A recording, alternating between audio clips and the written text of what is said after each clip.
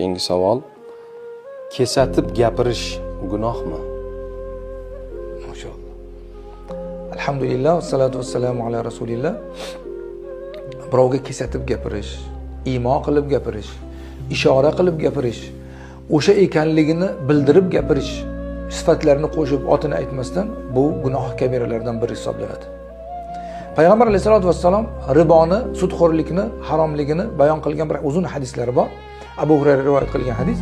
O'sha hadisda Nabiy alayhisolatu vassalom ribo juda katta gunoh, riboning gunohi shunchalikki inson o'zini onasi bilan zino qilganlik darajasichalik, ya'ni juda og'ir gunoh ekanligini aytib turib, bu riboning gunohidan ham kattaroq gunoh bor.